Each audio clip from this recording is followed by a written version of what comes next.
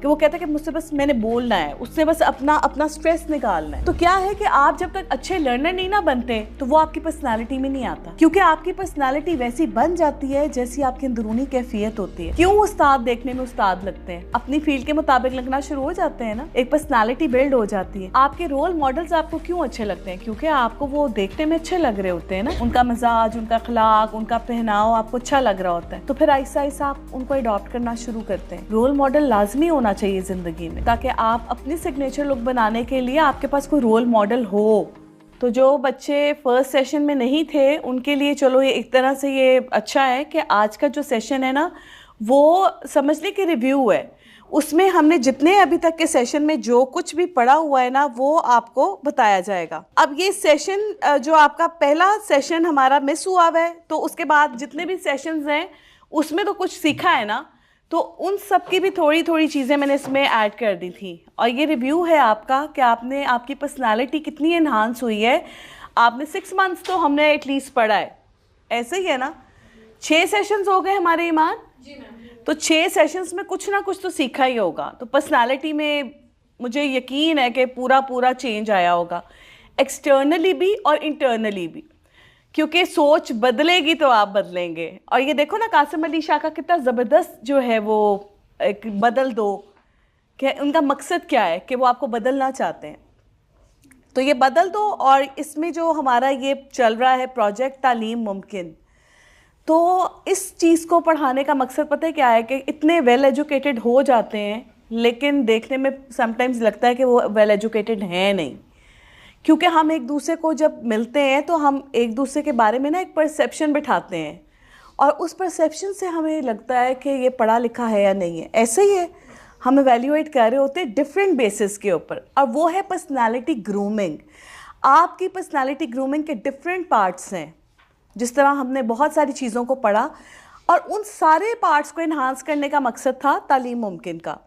अब ये हम आगे अपनी प्रेजेंटेशन को स्टार्ट करते हैं।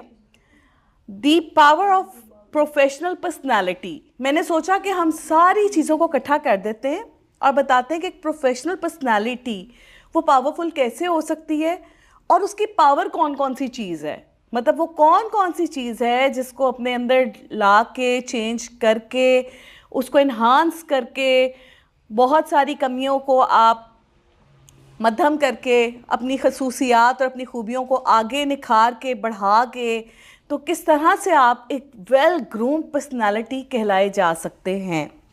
सो ये मेरा मकसद था इसका, the power of professional personality का। What we decide about people based on their visual look. ठीक है, अगर मैं इसको आसान अल्फाज में आपको बताऊं कि हम लोग किसी के बारे में जो डिसाइड कर लेते हैं बेस्ड ऑन उसके विजुअल लुक, कि वो दिखता कैसा है। ठीक है, इसमें how we shown up at work. आप जिस काम में, अब खैर से आप सब बच्चे जॉब्स पे आएंगे, आप लोगों की डिफरेंट किस्म की फील्ड्स होंगी। जब आप जॉब पर आएंगे तो हमें लोग जज कैसे कर रहे होते हैं? जैसे हम अपने आप को दिखा रहे होते हैं।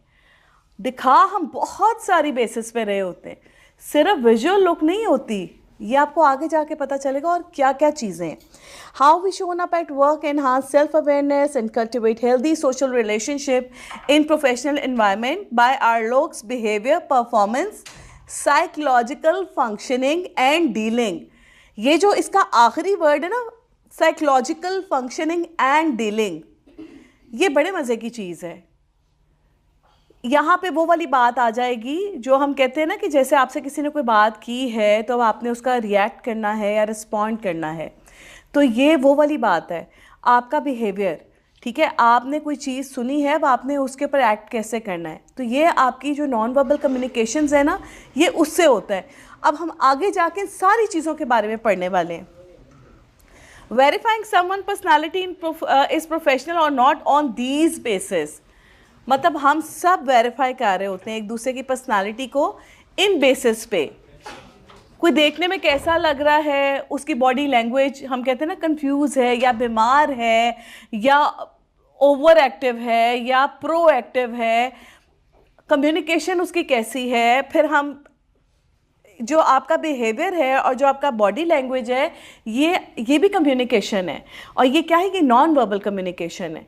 तो हम ये 4 चीज़ों के बेस के ऊपर किसी बंदे को एवेल्यूएट करते हैं, उसके बारे में एनालिसिस बिठा लेते हैं, एक परसेप्शन बिल्ड कर लेते हैं अपने दिमाग में कि ये बंदा ऐसा होगा। अब आप मज़े की बात देखो, एक स्कूल है, एक कॉलेज है, वहाँ पे हम जाते हैं, हमारा दाखिला होता है। आपको तो पता नहीं होता ना कि आपकी दोस्ती किससे होगी, लेकिन अल्लाह की शान देखो, आपकी मेंटालिटी होती है, आपका एक बैकग्राउंड होता है, आपकी एक ज़हनियत होती है कि आप जैसे लोगों के साथ जाके मिल जाते हो। कहते हैं ना, इंसान अपने दोस्तों से पहचाना जाता है, कहते हैं ना। तो वो यही बात होती है, क्योंकि आप एक दिन किसी के साथ बैठ रहे हो, एक दिन किसी के साथ बैठ रहे हो, तीसरे चौथे दिन जाके पता चलता है कि मेरी दोस्ती इससे बनेगी, क्योंकि आपकी ज़हनियत मिल रही होती है, आपका माइंडसेट वो होता है, आपका बॉडी क्या कहते हैं फैमिली बैकग्राउंड वो होता है, आपका हर चीज़ उस इंसान से मिलता है, वो आपको अट्रैक्ट करता है और आपकी दोस्ती हो जाती है। आपने बहुत सारे दोस्त ऐसे देखे होंगे जिनमें कोई कंपैटिबिलिटी नहीं दिखती। एक बंदा देखने में बहुत सोबर है, लेकिन उसकी दोस्ती शरारती लड़कियों से हो जाती है, नॉटी गर्ल्स, हंसने खेलने वाली, प्यारी सी, चुलबुली सी, ऐसे होता है ना। आप खुद तो बड़े सोबर हो, लेकिन आपकी दोस्ती बिल्कुल एक ऑपोजिट बंदे से हो गई है। वो क्या चीज़ होती है? अब वो बिहेवियर होता है। वो बिहेवियर कैसे होता है? अब आप चाहते तो हैं कि आप भी शरारती हो, और आपके ऐसे जब आप दोस्त बनाते हैं तो उसका मतलब होता है कि आपके अंदर एक कहीं ना कहीं वो चाहत छुपी हुई है ना, एक बच्चा छुपा हुआ है। तो फिर आपको वो इंसान अच्छा लग रहा है और आपकी उसके साथ दोस्ती होना शुरू हो जाती है। ये कंपैटिबिलिटी होती है, और ये आपकी नॉन वर्बल कम्युनिकेशन से आ जाती है। सो ये सारी जो आपकी हम बातें करेंगे विजुअल लुक की, इसमें आपकी कम्युनिकेशन, नॉन वर्बल कम्युनिकेशन, ये हर चीज़ हम डिस्कस करेंगे। हम अगर लुक्स की बात कर लें सबसे पहले, तो जैसा हमने पूरे अपने सेशंस में लुक्स लुक्स लुक्स लुक्स यही पढ़ा है। ड्रेसिंग कैसी होनी चाहिए, मेकअप कैसा होना चाहिए, हेयर स्टाइल कितना मैटर करता है, शूज़ कैसे होंगे, ज्वेलरी कैसी होनी चाहिए। हमने तो यहाँ तक कि गैजेट्स के बारे में भी पढ़ा था, ठीक है। फिर हमने ये भी कौन से ड्रेस के साथ कौन से शूज़ होने चाहिए ये भी पढ़ा था, if I am not wrong, ये पढ़ चुके हैं हम। फिर कलर साइकोलॉजी पढ़ी हमने कि कौन कौन से कलर का क्या क्या इम्पैक्ट है। तो ये हमने पढ़ा सब ड्रेसिंग के बारे में। ऐसे ही है, अगर किसी बच्चे से कुछ मिस हो गया है तो वो पिछले सेशंस निकाल के उसमें उसको ज़रूर पढ़े और देखे कि ट्रेंड क्या होता है। ट्रेंड क्या होता है बच्चों, कुछ आइडिया मुझे कोई बच्चा देगा? जो मैंने पढ़ाया ना मैं वो सुनना चाहती हूँ। मुझे कोई एक बच्चा हाथ खड़ा करे जो मुझे ट्रेंड की वो डेफिनेशन बताएगा जो मैं पढ़ा चुकी हूँ। मैंने क्या कहा था कि ट्रेंड वो होता है जो आपके ऊपर अच्छा लगता है। ट्रेंड वो नहीं होता कि जो आपने मॉडल की पिक्चर देखी और वो आपने कैरी कर लिया। और आप कई जगह पे मिस्टेक ऐसे करते हैं, मॉडल ने सूट पहना था, बड़ा अच्छा लग रहा था, आपने इंस्पायर होकर ख़रीद लिया। आपने पहना तो किसी ने आपको वो तारीफ़ नहीं दी जो आपके दिल से मॉडल के लिए निकल रही थी, क्योंकि एक चीज़ जो बहुत इंपॉर्टेंट थी वो आपने मिस कर दी। आपको सेल गर्ल ने भी गाइड नहीं किया, वो ये कि मॉडल को जब कपड़े पहनाए गए तो उसका फिगर, उसका कलर कॉम्प्लेक्शन, उसका हेयर कट, उसकी personality was totally different than you. आपकी पर्सनालिटी टोटली डिफरेंट है। तो क्या हुआ कि आपने लिबास तो पहन लिया इंस्पायर होकर, आपको खूबसूरत लग रहा था, लेकिन आपको तारीफ वो नहीं मिली। क्यों? क्योंकि आप बिल्कुल एक टोटल डिफरेंट पर्सनालिटी हैं। तो आपने क्या करना है, अगर आप चाहते हैं कि आप ट्रेंडी लगें, ट्रेंडी किस सूरत में लगते हैं? कभी जहन में ये बात आई है? हम ट्रेंडी उस सूरत में लगते हैं जब वो चीज़ हमारे ऊपर अच्छी लग रही होती है। ऐसे ही है, मॉडल को वो चीज़ क्यों पहनाई जाती है? क्योंकि उसका ट्रेंड लेके आना होता है, और जब वो चीज़ मॉडल के ऊपर होती है तो उसका एक बड़ा आइडियल फिगर होता है, इतनी पतली, इतनी लंबी, ऐसा रंग होगा, ऐसा उसकी पर्सनालिटी होगी, उसको कपड़े पहना देते हैं, वो बन जाता है बोर्ड के ऊपर। आपको लगता है कि वो बन गया ट्रेंड। क्यों? क्योंकि वो आपको अच्छा लग रहा है। नहीं, अगर आपने ट्रेंड बनाना है ना तो फिर आपको अपने हिसाब से ड्रेसिंग करनी पड़ेगी। वो आपका ट्रेंड है जो आपने पहना, और आपके पहनने के बाद वो स्टाइलिश लग रहा है और वो ट्रेंडी लग रहा है, तो वो है आपका ट्रेंड। तो that is trend for you, और आप पे जो अच्छा लग रहा है आपने वो पहनना है, वो देखना है आपने, ना कि आपने किसी और की पर्सनालिटी से इंस्पायर होके आपने वो चीज़ ले लेनी है। फिर हमने पढ़ा था कलर्स के बारे में ड्रेसिंग में, कि पावर कलर्स कौन से होते हैं, जिसमें हम हमेशा बताते रहे हैं कि अगर आप प्रोफेशनल हैं और आपने ऑफ कोर्स एक प्रोफेशनल फील्ड में आना है और आप चाहते हैं कि आप लोगों को डिस्ट्रैक्ट ना करें, डिस्ट्रैक्शन का बायस ना बने, यहाँ तक कि लोग आपसे इंस्पायर होना शुरू कर दें, आपकी रिस्पेक्ट करने पर मजबूर हो जाएं, फिर चाहे वो ख़वातीन हो चाहे वो मर्द हो। आपने एक बात नोट की है, जो बच्चा बहुत प्रोफेशनल होता है, अब खैर से आप लोग जब अपनी प्रोफेशनल फील्ड में आओगे आप देखोगे कि जो बच्चा प्रोफेशनल होता है ना, उसके सीनियर्स भी उसकी रिस्पेक्ट कर रहे होते हैं। उनको पता होता है कि इस बच्चे से किस लहजे में बात करनी है, इससे किस लेवल पे आके बात करनी है। उनको ये पता होता है किस बेस पे, आपकी पर्सनालिटी के बेस पे। अगर आप देखने में डिसेंट लग रहे हैं ना, आपका लिबास अच्छा है, आपने एम्पावर्ड रंग पहने हुए हैं, आपकी चाल ढाल अच्छी है, आप बोलते ठहर ठहर के हैं, आप समझ बूझ के साथ जवाब देते हैं, तो ये आपकी ओवरऑल एक पर्सनालिटी बन जाती है। तो आपके सीनियर्स भी आपकी रिस्पेक्ट कर रहे होते हैं, उनको पता होता है कि ये आने वाला स्टार है, तो इसके साथ कैसे बात करनी है। और मैं आपको अपनी लाइफ के एक्सपीरियंस से एक और बात कहूँ, जो बच्चा देखने में डिसेंट, काम करने में हार्ड वर्किंग और एक्टिव लग रहा होता है, जागा हुआ लग रहा होता है काम में, उसके सीनियर्स उसको सिखाना पसंद करते हैं। वो चाहते हैं कि उसको सिखाएं, क्योंकि ये आने वाला स्टार है और मैंने अपना इल्म तो दे के कहीं जाना है ना।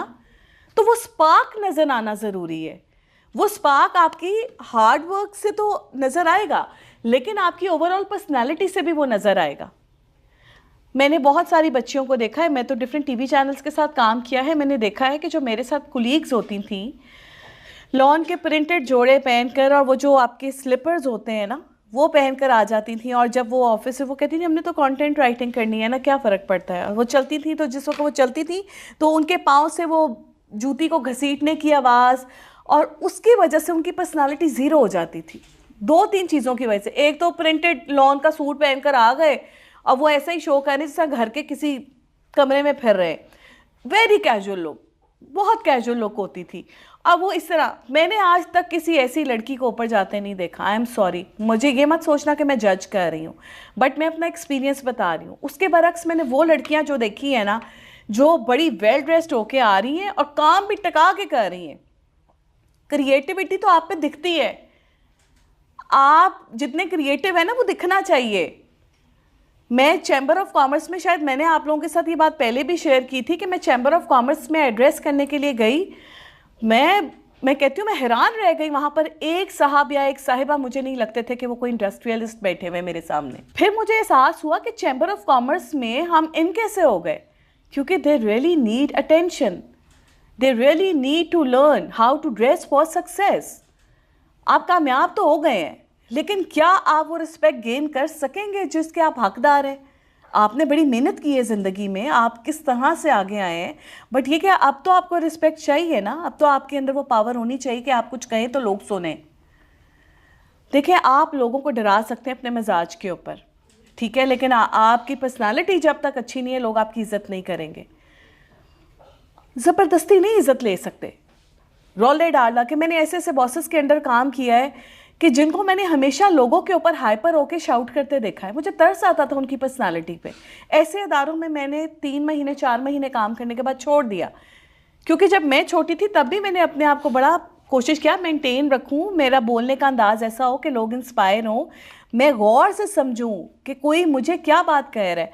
आप यकीन करें, जिस वक्त मैं सेशंस अटेंड किया करती थी, आज मैं सेशन दे रही हूँ, तो मेरे साथ मेरे सीनियर होते थे, तो मैं जब उनके साथ सेशन करने के लिए जाती थी तो मैं अपने ड्रेस फॉर सक्सेस का थोड़ा सा इंट्रो दिया करती थी, और बाकी मेरे सर जो है वो उसको आगे लेके चलते थे। हमने पहले से डिसाइड किया था कि हम इस प्रोजेक्ट को ऐसे लेके चलेंगे। तो जब मैंने आ जाना ऑफिस वापस, हमने कहीं से आना, किसी इंडस्ट्री में जाते, कभी यूनिवर्सिटीज़ में जाते, तो जब मैंने ऑफिस वापस आना तो मुझे सर ने पूछना कि हाँ आपको क्या क्या बात सही लगी और क्या क्या बात। हालांकि वो इतने माशाल्लाह काबिल थे, अमेरिका से पढ़ के आए हुए थे, वहाँ पे कैंपेन करके आए हुए थे, तो मैं इतनी छोटी थी उनसे, वो मुझसे पूछते थे कि मेरी कोई गलती लगी, तो फिर मैंने शुरू हो जाना, सर फलां जगह पे जो आपने ये बात कही थी ना, वो मुझे लगता है ऐसे नहीं कहनी चाहिए थी, उसको आप ऐसे कहते तो ज़्यादा इफेक्टिव होता। एक दिन सर मुझे कहने लगे, मैं बड़ा हैरान हूँ, आप तो मेरे सेशन को सबक की तरह याद करके आती हैं, आपको एक एक चीज़ का पता होता है। तो क्या था कि वो मेरी अटेंशन थी, मैं इतनी खो जाती थी उस चीज़ के ऊपर कि मैं उसका एक एक फ़िक्रा अपने ज़हन में बिठा लेती थी। कहाँ पे सर ने पॉज लिया था, कहाँ पे लंबा ले लिया, कहाँ पे इंट्रो को ज़्यादा ही खींच दिया, कहाँ पे तारीफ़ें ज़्यादा लग रही थी, नॉलेज कम लग रही थी। मैंने हर चीज़ को उनके साथ बैठ के डिस्कस करना, और मैंने इस चीज़ से बड़ा सीखा। तो मुझे उन्होंने कहा कि मुझे तो खौफ आना शुरू हो गया, मेरे जहन में बात होती है और आपके मुंह से निकल आती है, आप तो बड़ा अच्छा रीड कर लेते हो। तो ये उसी वक्त आता है। आपने देखा है हमारे बड़े कहते हैं जो ज़्यादा बोलने वाले होते हैं वो ज़्यादा समझने वाले नहीं होते, वो बस बोलने वाले ही होते हैं। तो जब आप ज़्यादा बोलते हैं तो फिर क्या होता है कि आप सुनना, अक्सर लोग मैंने ऐसे देखे हैं, आप बोल रहे हैं वो आपको इग्नोर करके ना अपनी बात शुरू कर देंगे, आपका फिक्रा भी पूरा नहीं होने देंगे, कहेंगे मुझे सुन लो। ये कौन से लोग हैं जो जिनको लगता है कि हम बहुत बाशाऊर हैं और उनके तो कॉन्फिडेंस एक्सट्रीम पे पहुंचा हुआ है, but they are not good learners. उन्होंने ज़्यादा सीखा नहीं है, वो बोंगियाँ ज़्यादा मार रहे होते हैं। ये हम सब एक्सपीरियंस कर रहे हैं अपनी लाइफ में। आप भी देखेंगे जो ज़्यादा बोलने वाला होता है वो बस बोल रहा होता है, उसने इतना सीखा नहीं होता कि वो कहता है कि मुझसे बस मैंने बोलना है, उससे बस अपना अपना स्ट्रेस निकालना है। तो क्या है कि आप जब तक अच्छे लर्नर नहीं ना बनते तो वो आपकी पर्सनालिटी में नहीं आता, क्योंकि आपकी पर्सनालिटी वैसी बन जाती है जैसी आपकी अंदरूनी कैफियत होती है।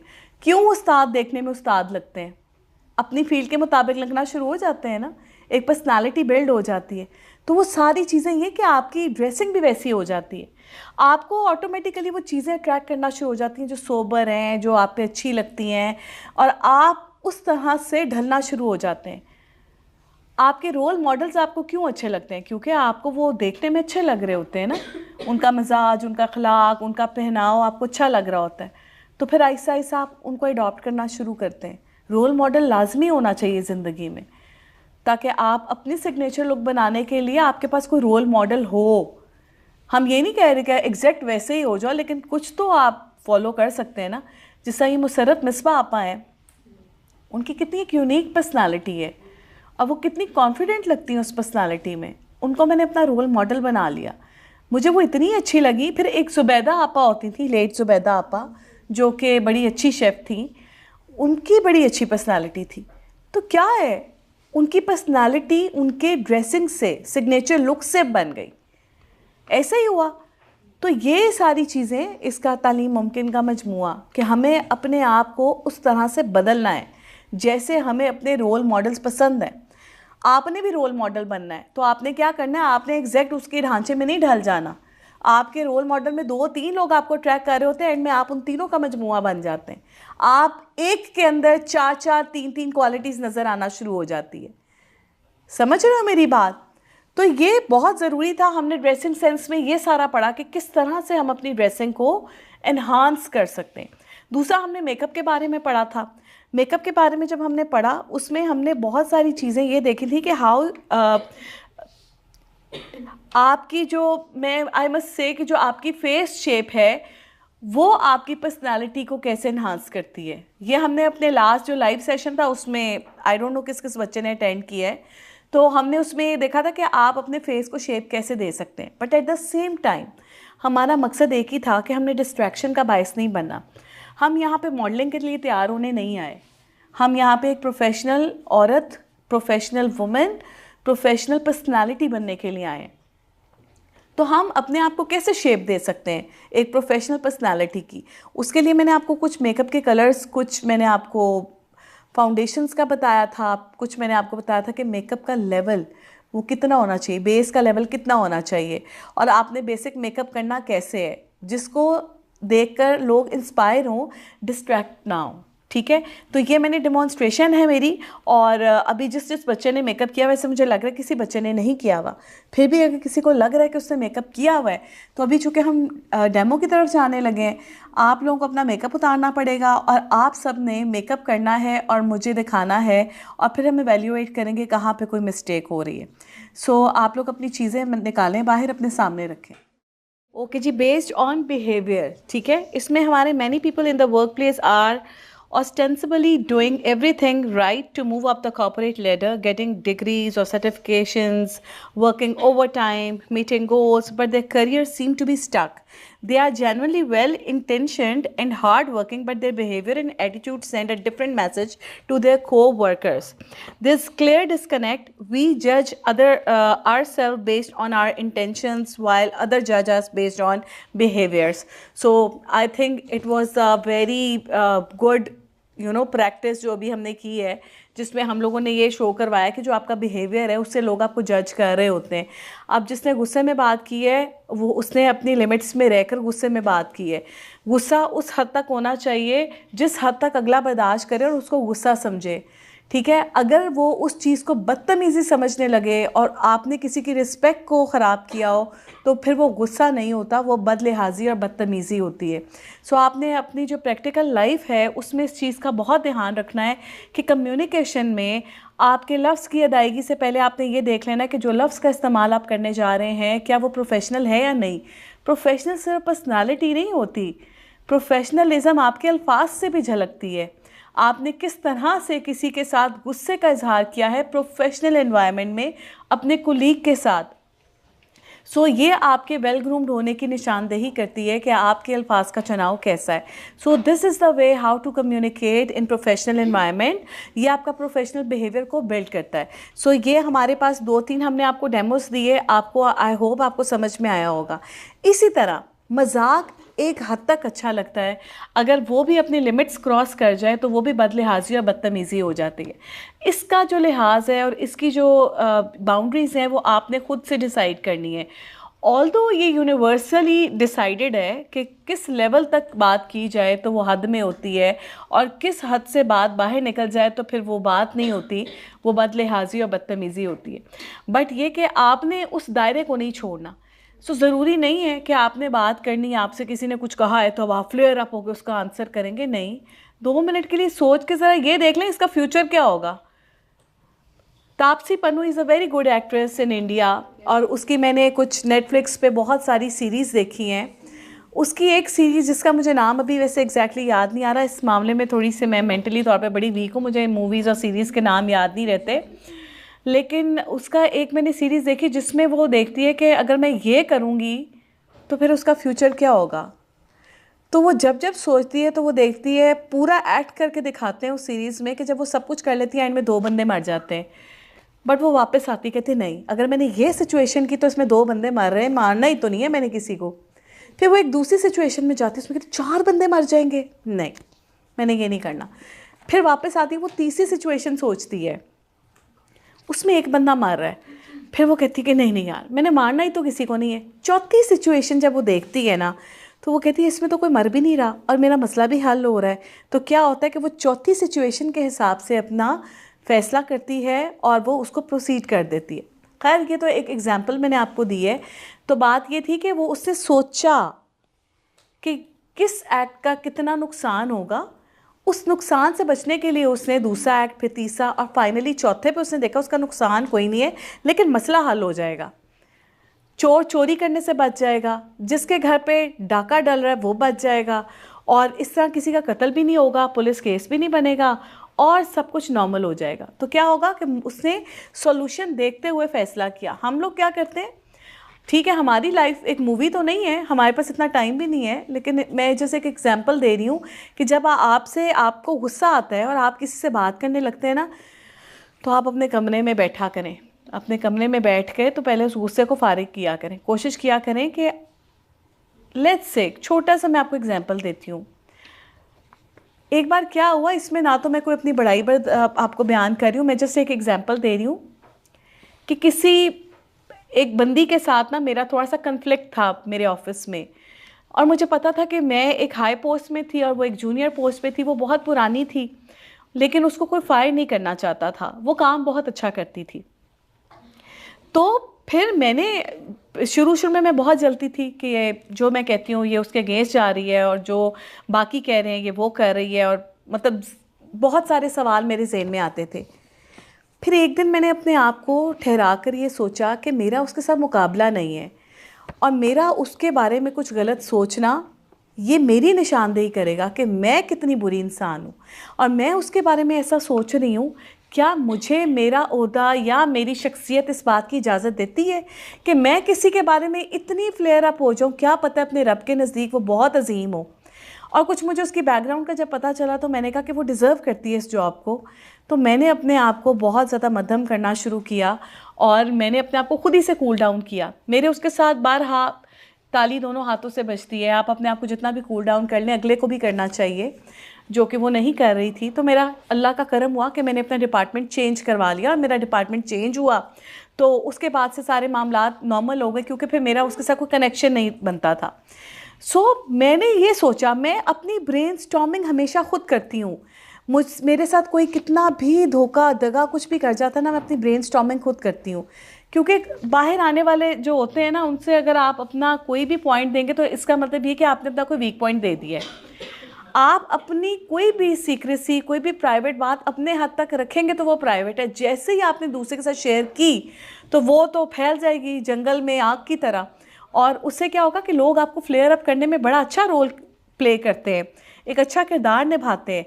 अगर आपने किसी से, आजकल का जो दौर है प्रोफेशनलिज्म की बात हो रही, कॉलेज स्टूडेंट्स की बात नहीं हो रही। प्रोफेशनलिज्म में क्या चलता है, आपका कुलीग आपके साथ बैठकर खाना खा रहा होता है, लेकिन आपके साथ बातों में वो आपकी कोई एक ऐसी वीकनेस पकड़ लेता है, वो जाकर सीनियर्स को बता सके कि इसके जहन में तो ये चल रहा है, और वो बात फिर कोई से कोई रंग पकड़ सकती है। तो क्या है कि आपने अपनी कम्युनिकेशन में ना और प्रोफेशनल एनवायरनमेंट में ना अपने बिहेवियर को इतना अच्छा भी नहीं रखना कि आप अपनी हर अंदर की बात या अपना मसला अपने किसी भी क्लोज कुलीग के साथ करें। आपने चीज़ों को अपने हद तक रखना है और कदम फूक फूक के रखना है। किसी के बारे में कोई गलत प्लानिंग्स भी नहीं करनी, ठीक है। अल्लाह को याद रखना है, क्योंकि ये मकाफाते अमल है और आपको दुनिया में हिसाब किताब हो जाता है आपका। लेकिन आपने किसी के बारे में तो कुछ बुरा प्लान नहीं किया ना, लेकिन अपने बारे में किसी को कोई ऐसे क्लू भी नहीं देने, क्योंकि कोई दोस्त नहीं होता प्रोफेशनल लाइफ में, सब कुलीग्स होते हैं। कुलीग्स की कुछ बाउंड्रीज़ होती हैं और आपने उन बाउंड्रीज़ को मेंटेन रखना है। ये आपका जो है ना बेस्ड ऑन बिहेवियर में बहुत इंपॉर्टेंट एक चीज़ थी जो मैंने पहले आप लोगों को नहीं बताया हुआ था। हमारे यहाँ क्वालिटीज़ और प्रोफेशनल बिहेवियर ये होती हैं कि जब आपको किसी भी ओहदे पे तरक्की मिलती है ना, तो इन बेसिस पे मिलती है। आपको आपका एम्प्लॉयर देख रहा होता है कि आप ड्राइवर हैं, लीडर हैं, आपकी पर्सनालिटी इस काबिल है कि आप उस कंपनी का नाम रोशन कर सकें। क्या आपके पास डेलीगेशन आए तो आप उसको हैंडल कर सकेंगे? क्या आपके अंदर वो क्वालिटीज़ पाई जाती हैं कि लगे कि हाँ भाई ये इस अदारे का काम करने वाला है और ये हमारा नाम बड़ा अच्छा रोशन करेगा और इसकी वजह से हमें ये प्रोजेक्ट मिल जाएगा।